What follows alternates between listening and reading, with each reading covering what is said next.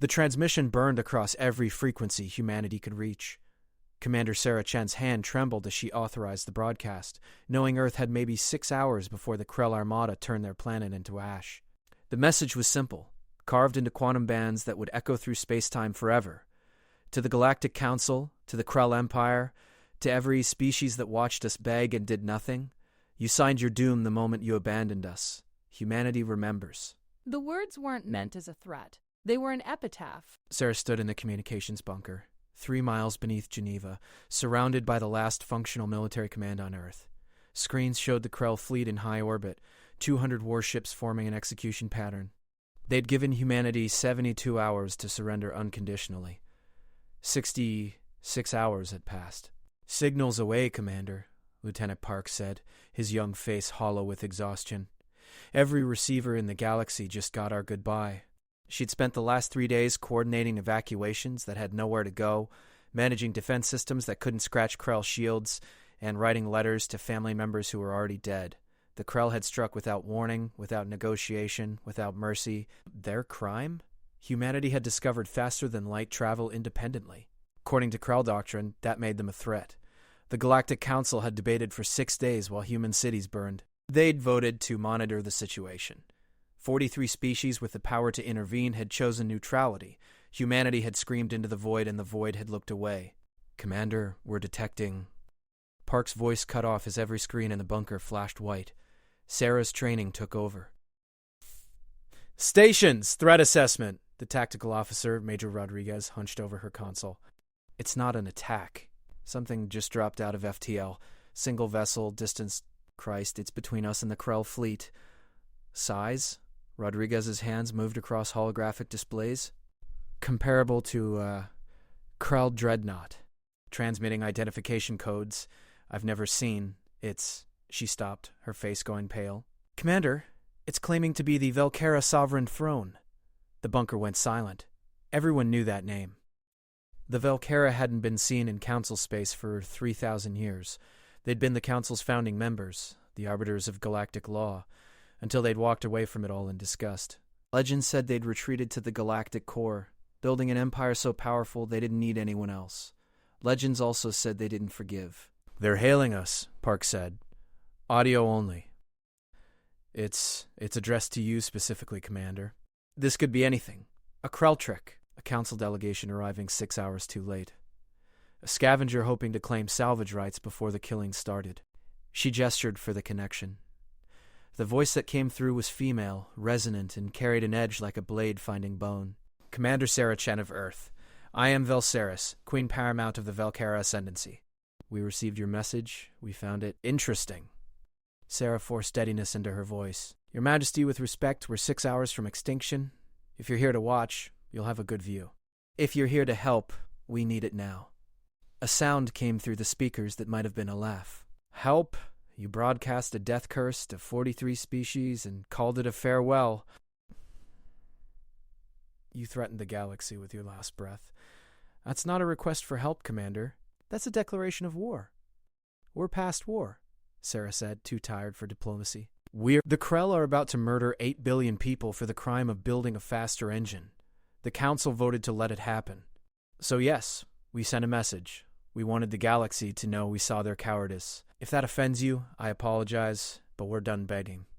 Silence stretched for 5 heartbeats. "Good," Velceris said. "We've been waiting 3 millennia for someone to stop begging.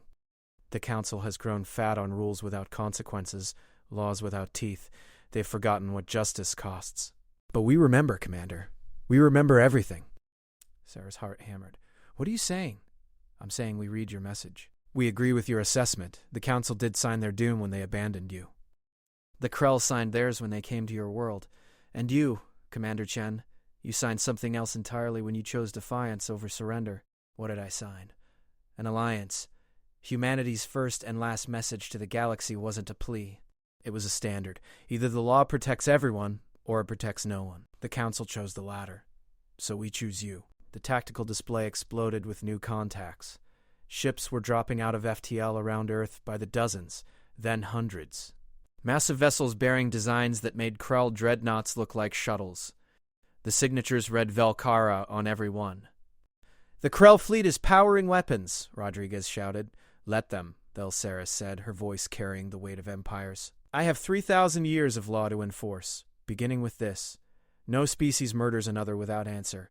Commander, would you like to see what happens when someone finally answers?" Sarah looked at the screen showing Velkara ships forming a wall between Earth and annihilation. "Yes," she whispered. "Yes, I would. Then bear witness. The galaxy is about to remember why they needed us." The Krell Armada fired first. 200 warships unleashed synchronized plasma barrages that had cracked moons and boiled oceans. The barrage hit the Velkara formation like fire meeting void. The energy simply disappeared, absorbed by shielding technology the galaxy had forgotten existed. Sarah watched the tactical display in stunned silence as the Krell's most devastating assault vanished without a trace. "Return fire is not authorized," Velsaris said calmly, her voice echoing through the bunker. "This is a legal enforcement action. Krell Armada, you are in violation of Preservation Law Omega-7, the prohibition of genocidal action against sapient species. You will power down weapons and submit to Velkara authority or be disabled." The Krell response came in heavily accented Galactic Standard, transmitted across all frequencies, the Velkara abandoned council space. "You have no authority here. Withdraw or be destroyed with the humans." Sarah saw something on the tactical display that made her breath catch. The Velkara ships weren't moving into combat formation. They were surrounding the Krell fleet in a perfect sphere, each vessel precisely positioned. It looked less like a military maneuver and more like a geometric proof. "Authority isn't granted," Velsaris replied. "It's inherent. We wrote the laws you've been breaking. We built the council you've corrupted. We taught your ancestors what civilization meant, and we're the ones who chose mercy when we left instead of burning it all down. That mercy has expired." "Commander," Major Rodriguez said quietly, "I'm reading massive energy buildups across the Velkara formation. Whatever they're about to do, it's using more power than our entire global grid produces in a year." The Krell fired again, this time targeting individual Velkara ships with focused beams that could punch through planetary shields. The beams struck home and dissipated like rain on obsidian. "Last warning," Velsaris said. "Disarm or be disarmed." The Krell Armada broke formation, ships scattering in 3 dimensions as they tried to find firing angles. It was a tactical mistake born of desperation. The moment they moved, the Velkara acted. It wasn't a battle. Battles implied opposition. Every Krell ship simultaneously lost power. Weapon systems died, engines went dark, shields collapsed. 200 warships became 200 metal coffins drifting in space. Sarah had never seen anything disable that many vessels instantly across that much distance. The technology involved was beyond her comprehension. "Life support remains functional," Velsaris said. "The Krell crews are unharmed. They will stand trial for attempted genocide under laws their empire ratified 4,000 years ago. We are transmitting complete tactical records to the Galactic Council, every member species, and every independent news network we can reach. The galaxy will see exactly what happened here." Lieutenant Park was frantically working his console. "Commander, we're receiving transmissions from everywhere. The Council is demanding explanations. A dozen species are denouncing the Krell. 3 are pledging support for humanity. It's chaos out there." Sarah felt something she hadn't experienced in weeks, hope. But it was fragile, and the weight of 8 billion lives kept her cautious. "Your Majesty, the Krell won't accept this. Their empire spans 300 systems. They'll come back with everything they have. The Krell Empire has been violating preservation law for 6 centuries. We have documented 43 genocides, 17 forced extinctions, and countless subjugations. We've been watching, recording, waiting for them to cross a line so absolute that even the Council couldn't look away. Humanity gave us that line." Rodriguez looked up from her console, eyes wide. "Commander, more ships are arriving. Not Velkara this time. I'm reading Council security forces. And independent vessels from a dozen species. They're broadcasting solidarity with Earth." "Why?" "They voted to abandon us." Before anyone enforced the law. The Council has spent millennia passing resolutions with no consequences. They forgot that laws without enforcement are just suggestions.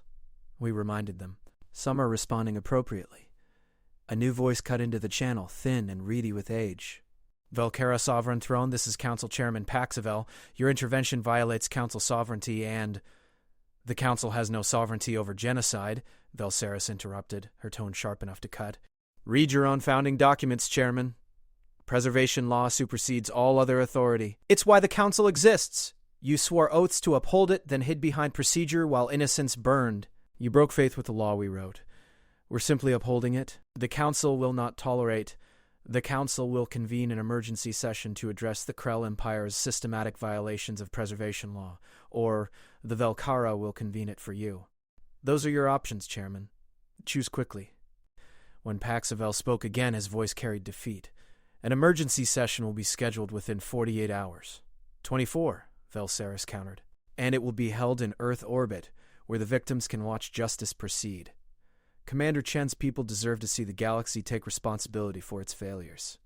Sarah heard herself speak before conscious thought caught up. "Your Majesty, why are you doing this?" "You don't know us. We're not part of your empire." "Why risk war for strangers?"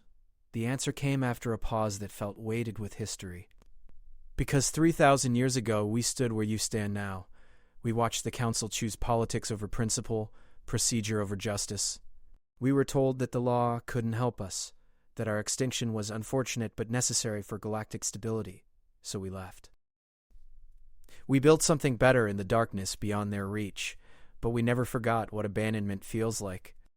Velsaris' voice softened, carrying an emotion Sarah couldn't name. "We heard your message, Commander. You signed your doom." Those words echoed across space like a ghost of our own fury. "We couldn't save ourselves 3 millennia ago. We were too weak, too few, too late. But we can save you, and in saving you, perhaps we save the idea that law should mean something more than whatever the powerful find convenient." Sarah felt tears she'd been suppressing for days finally break through. "Thank you. For Earth, for humanity, thank you." "Thank us by surviving," Velsaris replied. "Rebuild your cities. Mourn your dead. Grow stronger. The galaxy needs voices willing to call cowardice by its name. You've proven you're that voice. Now prove you can become more than victims." The tactical display showed Valkyra ships beginning to shift, forming a defensive perimeter around Earth. Rodriguez reported that scans showed massive vessels capable of projecting shields across the entire planet. "We'll maintain position until Council judgment is rendered," Velsaris said. "No hostile force will reach your world. You have our oath on that." "And, Commander, your message to the galaxy wasn't wrong." "They did sign their doom. But doom comes in many forms. For some it's fire and destruction. For others it's the slow death of watching everything you built become meaningless because you lacked the courage to defend it when it mattered. The Council is learning that lesson tonight." Sarah straightened, feeling the weight of command settle differently on her shoulders. Not just burden now, but possibility. What happens after the trial? That depends on the Council's judgment and humanity's choices. But I can tell you this. The galaxy just remembered that law without will is worthless, and will without law is tyranny. You reminded them that somewhere between those extremes is justice. That's worth fighting for. That's worth dying for. And sometimes, Commander, it's worth living for. The transmission ended, leaving Sarah standing in a bunker that had transformed from a tomb to something that felt almost like hope. Earth had 6 hours until execution. Now they had time. Time to breathe, to rebuild, to remember that defiance sometimes echoes louder than pleas, and that messages sent in desperation can reach those who remember what it means to stand alone against the void. Lieutenant Park broke the silence. "Orders, Commander?" Sarah looked at the screens, showing Velkara's ships standing between humanity and oblivion. She thought of the 8 billion people who'd gone to sleep expecting death, and would wake to find themselves defended by an empire that remembered its own abandonment. She thought of the message they'd sent, meant as a final statement, that had instead become a beacon. "Get me a line to every surviving government and military command. Tell them Earth survives. Tell them we have allies. And tell them," she paused, choosing her words carefully, "tell them humanity just learned that sometimes the galaxy needs to be reminded what justice looks like. We're going to make sure they never forget again." The bunker erupted into controlled chaos as officers moved to execute her orders. Sarah stood at the center of it, watching the Velkara fleet on the tactical display, and allowed herself to believe that maybe, just maybe, humanity's final message to the galaxy had become its first message as something more than victims begging for mercy. They'd called out the cowards and found against all odds that someone had been listening, someone who remembered. Someone who cared enough to answer not with words, but with walls of steel between the innocent and those who would destroy them. The galaxy had voted for humanity's extinction. The Velkera had voted differently. And sometimes, Sarah thought, one vote from those willing to enforce it was worth more than 1,000 votes from those too comfortable to act. Earth would remember that lesson. And they'd make sure the galaxy remembered it too. The Emergency Council session convened 18 hours later in a hastily constructed diplomatic station orbiting Earth. Sarah Chen stood in an observation deck watching ships arrive from every corner of known space. Velkara vessels maintained their defensive perimeter, silent sentinels that had transformed Earth's night sky. People around the world were still processing the impossible. They'd been saved by legends that weren't supposed to exist.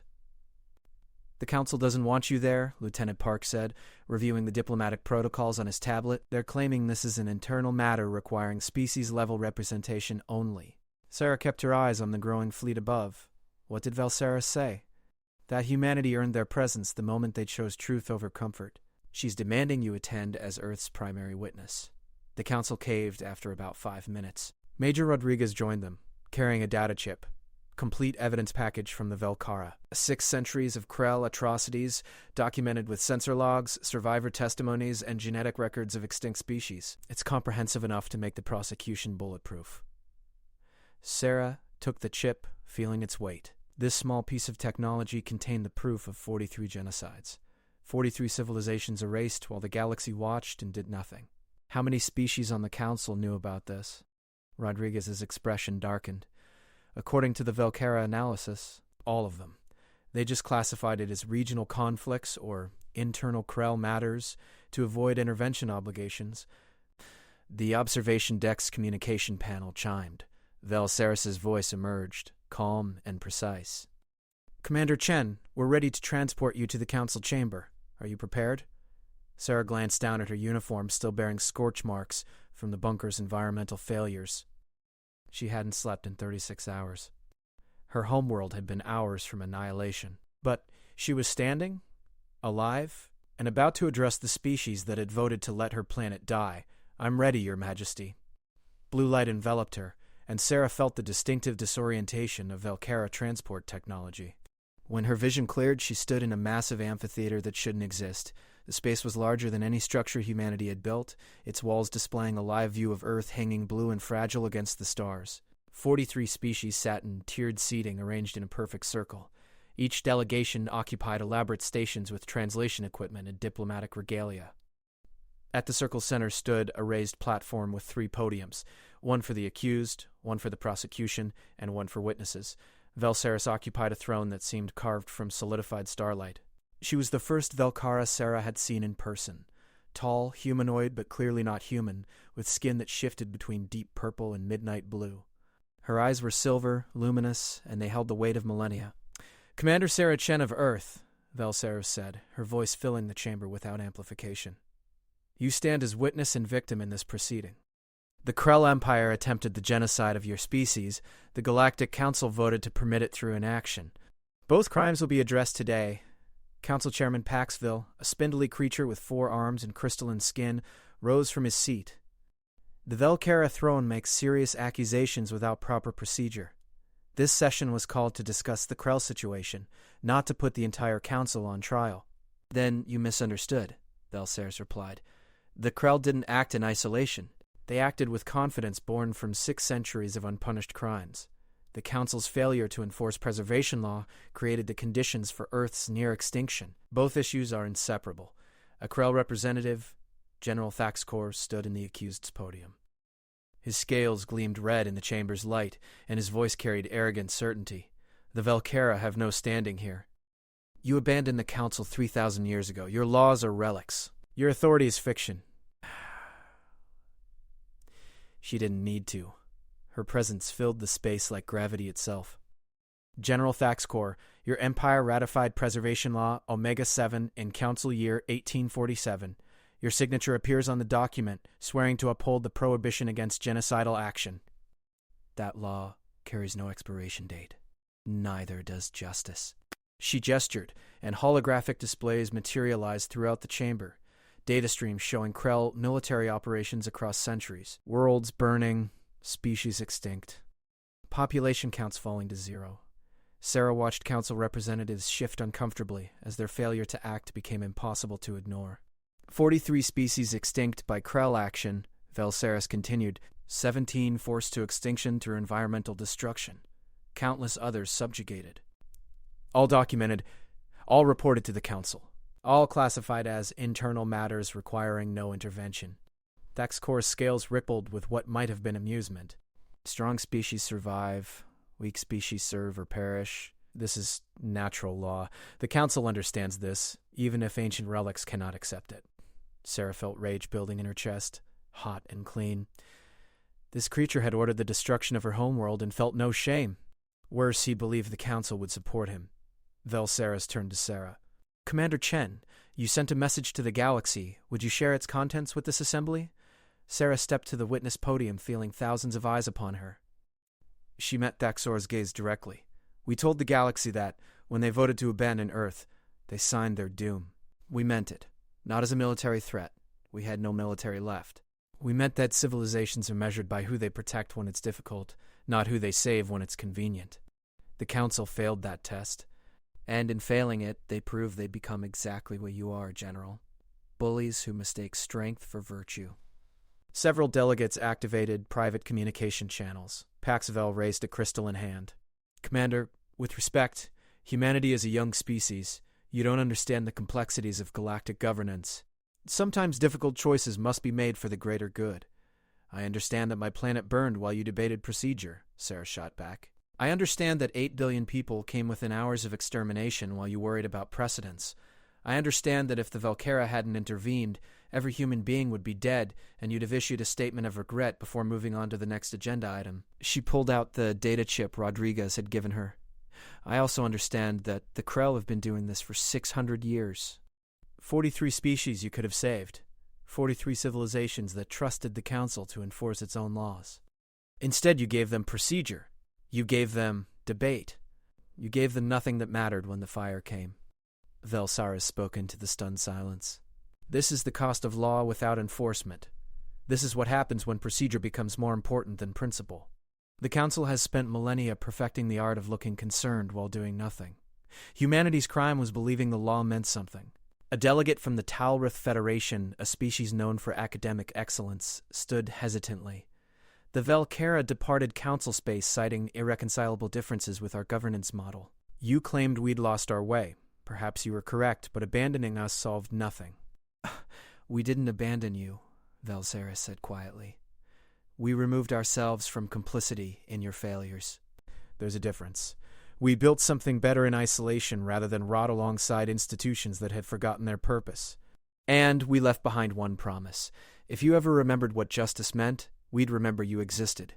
She gestured again, and new displays appeared. The footage showed the Krell Armada firing on Earth, the Valkyra intervention, the systematic disabling of hostile forces without casualties. Sarah watched council delegates react to the demonstration of overwhelming technological superiority. This is what enforcement looks like, Velsaris continued. Not debates about whether genocide technically violates subsection 47 of regional conduct codes. Not committees studying the issue. Action. Immediate, decisive, proportional action that stops the crime and protects the victims. The Council used to understand this. The Council used to matter. The Valkyra demonstrates superior weapons and lecture us on morality. This is hypocrisy. You enforce through threat of violence, just as we do. No, Sarah said, surprised by the steadiness in her voice. They enforce through certainty of consequence. You threatened violence against those weaker than you. The Valkyra promised justice to those who broke the law. Those aren't the same thing, General. One is bullying. The other is civilization. Velsaris inclined her head slightly towards Sarah, acknowledgement passing between them. Then she addressed the Council as a whole. You face a choice today. You can cling to the comfortable fiction that your inaction was justified, that procedure matters more than lives, that difficult choices excuse moral cowardice. Or you can remember why this Council was founded. To ensure that strength protects rather than exploits, that law shields the vulnerable rather than the powerful. Sarah could feel the weight of the moment pressing down on thousands of years of precedent. Paxvel finally spoke, his voice carrying resignation. What does the Valkyra throne demand? Justice, Velsaris said simply. The Krell Empire will be sanctioned for systematic violations of preservation law. Their military will be reduced to defensive forces under Council supervision. Reparations will be paid to survivor populations of extinct species managed by an independent authority, and General Thaxcor will stand trial for crimes against sapient life. The Krell Empire will never accept these terms. We have fleets that dwarf your intervention force. We have allies who depend on our strength.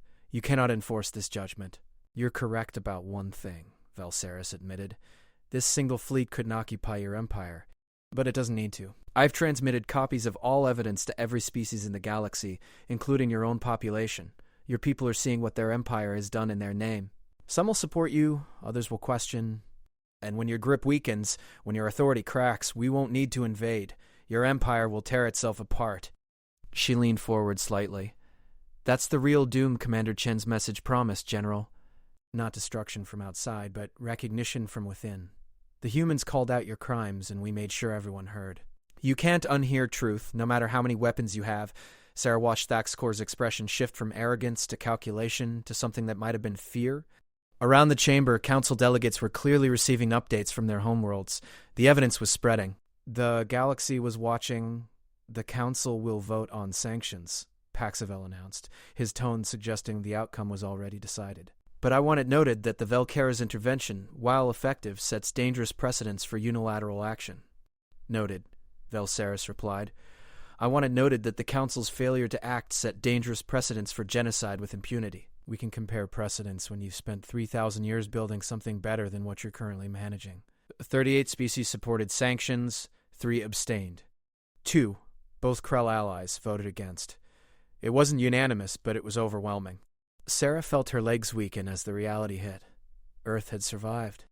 Humanity had justice. The galaxy had been forced to remember its own laws. Valseris stood, and every being in the chamber fell silent. This session is concluded. The Velkera will ensure compliance with Council judgment. We'll maintain our presence in this region until the Krell Empire demonstrates acceptable reformation, and we'll be watching the Council itself to ensure this failure of nerve never repeats. She turned to Sarah. Commander, your testimony was crucial. Humanity spoke truth to power when it would have been easier to accept extinction quietly. That courage matters. It changes things. I found her voice. What happens to Earth now? We're recovering from devastation. Or weak. You're protected, Valseris said firmly. By law, by precedent, and by our ships standing between you and any who test that protection. Rebuild, Commander. Grow strong. The galaxy needs more voices like yours. Voices willing to call cowardice by its name and demand better. The Velkera Queen approached Sarah's podium, moving with fluid grace. Up close, her silver eyes held depths that suggested intelligence far beyond human comprehension. Your message reached us because it echoed our own fury across millennia. We couldn't save ourselves when we needed saving. But we saved you. Perhaps that means something. Perhaps old wounds can heal through new justice. Thank you, Sarah whispered. For everything. Thank us by making sure the galaxy never forgets this day, Valseris replied. Thank us by building something worth protecting. Thank us by ensuring that the next species facing extinction has more than one voice speaking in their defense. Blue light enveloped Sarah again, and she found herself back in the observation deck above Earth. Park and Rodriguez were waiting, their expressions hopeful and anxious. Well? Rodriguez asked. Sarah looked out at the planet below. At the Velkara ships standing guard, at the proof that sometimes messages sent in defiance could change everything. We won, she said simply. The Krell face justice. Earth is protected. And the galaxy just learned that laws mean nothing without the will to enforce them. Park let out a breath he'd been holding. What now? Sarah thought about Valseris' final words. About building something worth protecting. About ensuring the next victims weren't alone. Now we rebuild. We remember. And we make damn sure that if anyone else faces what we faced, they hear more than silence when they call for help. Humanity just learned what justice looks like. Time to make sure we can deliver it ourselves. She turned from the viewport, feeling exhaustion and hope warring in her chest. Earth had 6 hours to live. Instead, they'd found allies who remembered their own abandonment and refused to let it happen again. Sometimes, Sarah thought, the galaxy needed reminders that law without enforcement was just words, and words without action were just noise.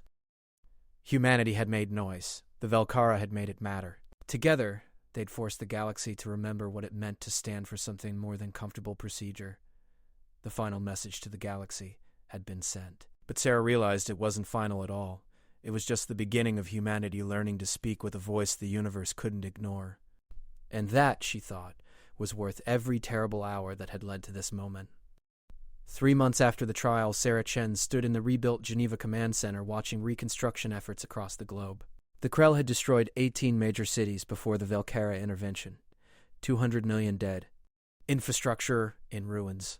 But humanity was rebuilding with an intensity that surprised even Sarah. "Ambassador Velkaris is here," Lieutenant Park announced. He still sounded slightly awed whenever he mentioned the Velkara diplomatic envoy who'd taken up permanent residence on Earth. The ambassador entered, her midnight blue skin catching the morning light filtering through new windows.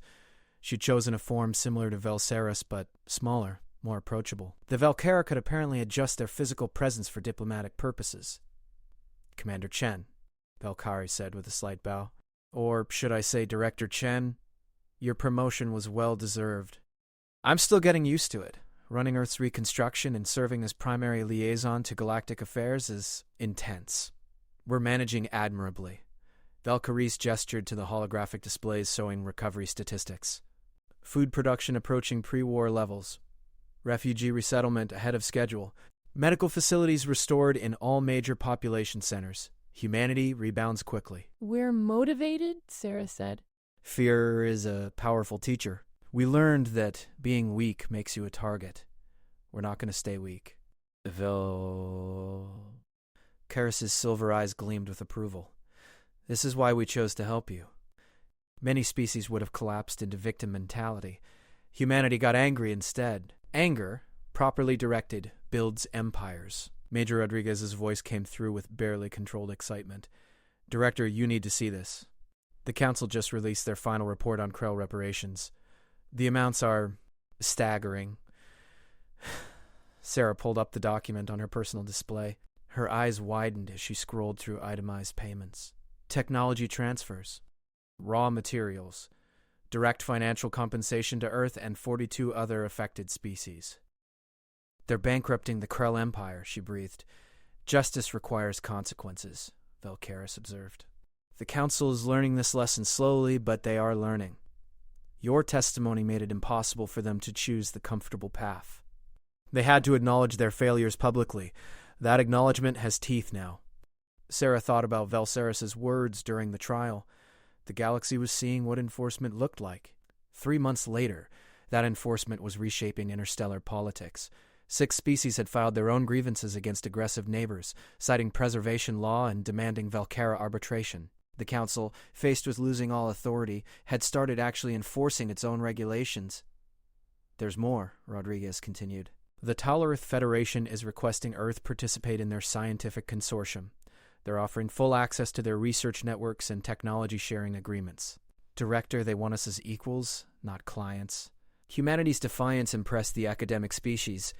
The Talarith value courage in pursuit of truth." "You demonstrated that courage." "They're responding appropriately." Sarah felt the weight of opportunity and responsibility pressing down. "Ambassador, we're not ready for this. 3 months ago, we were facing extinction. Now we're being offered partnerships with species millennia ahead of us. We're going to make mistakes." "Of course you will," Velkaris agreed. "All young species make mistakes. The question is whether you learn from them. Based on what I've observed, humanity learns very quickly and very thoroughly." A new alert chimed, this one marked urgent and encrypted. Sarah opened it and felt her breath catch. The message was from Velsaris herself, addressed to Sarah personally. "Commander Chen, your message to the galaxy has produced unexpected consequences. 17 species have petitioned the Velkara for intervention in ongoing conflicts. They cite your example, calling out injustice publicly and demanding enforcement of existing law. We cannot answer all these calls. We don't have sufficient resources, and attempting to police the entire galaxy would make us the tyrants we once opposed. We need partners. Species willing to enforce preservation law not because they fear us, but because they believe law matters. Earth is young, but you've proven you understand what we're trying to preserve. Would humanity be interested in joining us?" Sarah read the message 3 times. "Ambassador, is this what I think it is? Queen Velsaris is offering humanity a choice. Remain under our protection while you rebuild, or begin training to become something more. An enforcer species, partners in maintaining galactic law. We're barely recovered from near extinction, Sarah protested. How could we possibly help enforce anything? You already did, Velcaris countered. Your message forced the galaxy to confront its own cowardice. Your testimony at the trial made it impossible to hide behind procedure. You're not ready for military enforcement, no, but you're ready to be the voice that calls out injustice. You're ready to be the conscience the galaxy desperately needs. Sarah thought about 8 billion people who'd faced death because the law had no teeth. About 43 extinct species who'd trusted the galaxy to protect them. About civilizations that had screamed into the void and found only silence. What would this partnership look like? Velcara provides military enforcement and technical support, Velcaris explained. Humanity provides moral clarity and public advocacy. When species cry out for help, you investigate their claims. You determine if intervention is justified. You make the case to the galaxy. We provide the ships and technology to enforce judgments. Together, we ensure that law means something. Rodriguez appeared in the doorway, clearly having monitored the conversation. Director, this is enormous. We need Security Council approval, public support, complete restructuring of our diplomatic corps. It could take years, or months, Sarah said quietly, if we're motivated enough. And we are, aren't we? We remember what it felt like to be abandoned. We remember the terror of watching death approach while the galaxy debated procedure. Do we really want anyone else to experience that? She pulled up a holographic display of galactic space, showing the 17 species requesting aid. Some she recognized from Council records. Others were completely unknown to her. All of them were desperate enough to trust a young species that had barely survived its own catastrophe. I need to consult with Earth's leadership, Sarah said finally. This isn't a decision one person can make. Of course, Velcaris agreed. Queen Velsaris expects a full deliberative process. But Director, she also wants you to know something. When the Velcara left Council space 3,000 years ago, we were running from failure. We'd lost faith in the possibility of just governance. We built our empire in isolation, convinced the galaxy couldn't be saved. Your message proved us wrong. It reminded us that sometimes one voice calling out injustice matters more than 1,000 voices calling for patience. We'd like the opportunity to build something with you. Not for you, not over you, but alongside you. 17 species that had heard about Earth's salvation and dared to hope they might receive the same. 17 chances to prove that law could protect the vulnerable instead of enabling the powerful. I'll recommend acceptance, she said, but with conditions. Humanity trains our own enforcement forces. We develop our own technology. We don't become dependent on Velcara protection forever. We become strong enough to stand beside you as equals. Velcaris' smile widened. Queen Velsaris anticipated this response. She said, and I quote, "If humanity demanded charity, we'd worry we'd chosen wrong. But they'll demand partnership instead. That's how we know they're ready." Over the next 2 weeks, Sarah watched Earth's leadership debate the Velcara proposal with an intensity that matched discussions about the planet's survival. The arguments raged across political, cultural, and philosophical lines. Some called it premature, others called it destiny. Everyone recognized it was a turning point. The final vote came on a Tuesday morning, broadcast globally. 72% in favor. Humanity would join the Velcara in enforcing preservation law across the galaxy. Sarah stood in the rebuilt Assembly Hall in New Geneva as President Okonkwo signed the treaty. Velsaris attended personally, her presence transforming the ceremony into something historic. Representatives from 40 species watched via quantum communication, the galaxy bearing witness to Earth's transformation from victim to advocate. This partnership is built on shared experience, Velsaris said during the signing ceremony. The Velcara remember abandonment. Humanity remembers near extinction. Neither of us will forget what it feels like to be helpless while the powerful debate procedure. Together, we'll ensure others don't experience that helplessness. She turned to Sarah specifically. Your message echoed across 3,000 years to reach us, Commander Chen. It reminded us that sometimes the youngest voices carry the clearest truth. We'll need that clarity in the difficult work ahead. Welcome to Partnership. The ceremony concluded with the formal activation of the first joint Velcara human enforcement fleet. 12 Velcara warships and 3 human vessels, the latter built in orbital shipyards, with Velcara technical assistance. They weren't as advanced as their partner ships, but they represented humanity's commitment to learning, growing, and eventually standing as equals. That night, Sarah stood in her quarters watching the joint fleet maneuver in high orbit. Earth's ships looked small next to their Velcara counterparts, but they were there, present, counted. A private communication from Velsaris interrupted her reflection. Director Chen, I wanted to thank you personally. When we received your final message to the galaxy, I wasn't certain we should respond. 3,000 years of isolation had taught us to be cautious. But your words, you signed your doom. They reminded me of what I'd said when the Council abandoned us. The fury, the determination, the absolute refusal to let injustice stand unchallenged. I wrote those words expecting to die, Sarah admitted. I wanted the galaxy to know we saw their cowardice. I never imagined anyone would care. Someone always cares, Velsaris replied. That's what the comfortable species forget. Somewhere in the darkness, someone remembers. Someone refuses to accept that might makes right. Your message found us because we were listening for exactly that kind of defiance. And now you're helping us build something that ensures others won't have to rely on coincidence for salvation. Sarah thought about the 17 species waiting for help, about the investigations already underway, about the massive responsibility humanity had just accepted. Are we ready for this? She asked quietly. Truly ready? No, Velsaris said honestly. You're not ready. Neither were we 3,000 years ago when we first enforced preservation law. But readiness isn't what matters, Director. Will matters. Commitment matters. The absolute determination to ensure that law protects everyone or it protects no one. You have that determination. Everything else you can learn. The communication ended, leaving Sarah alone with Earth hanging below and the stars stretching endlessly above. Somewhere in that vastness, 17 species waited for humanity to investigate their claims. Beyond them, countless others watched to see if Earth's salvation was unique or if it represented something more, a shift in how the galaxy enforced its own ideals. 3 months earlier, Sarah had authorized humanity's final message to the galaxy, a message written in fury and despair, meant as an epitaph.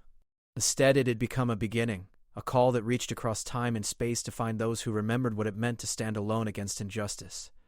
The galaxy had voted to let humanity die. One voice had voted differently.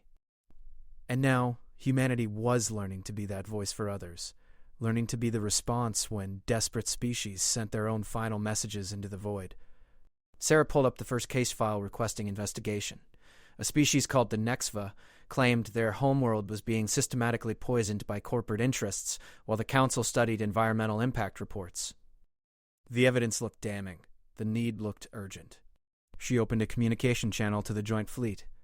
This is Director Chen to Enforcement Group Alpha. We have our first assignment. Species designation Nexva. Coordinates attached. Prepare for investigation and possible intervention. Rules of engagement. Gather evidence. Protect civilians. Enforce preservation law. Just like we would have wanted someone to do for us. The fleet acknowledged and began accelerating toward the edge of human space. Small vessels carrying enormous responsibility, backed by Velcara power but guided by human memory of what it felt like to be abandoned. Sarah watched them go and allowed herself to believe that maybe, just maybe, humanity's near extinction had meaning beyond survival. Maybe it had taught them something the comfortable species had forgotten. That law without enforcement was fiction, that justice required courage, and that sometimes the galaxy needed to be reminded that standing aside while innocence suffered wasn't neutrality. Earth's final message to the galaxy had promised doom to those who signed humanity's death warrant. That doom hadn't come as fire and destruction. It had come as consequence, as accountability, as the simple radical idea that laws should apply to everyone enforced by those who remembered what helplessness felt like and refused to let others experience it. The message had been sent. The answer had arrived. And now, humanity was learning to be the answer for others. Not because they were ready, not because they were strong, but because they remembered. And sometimes Sarah thought remembering was the most powerful force in the galaxy.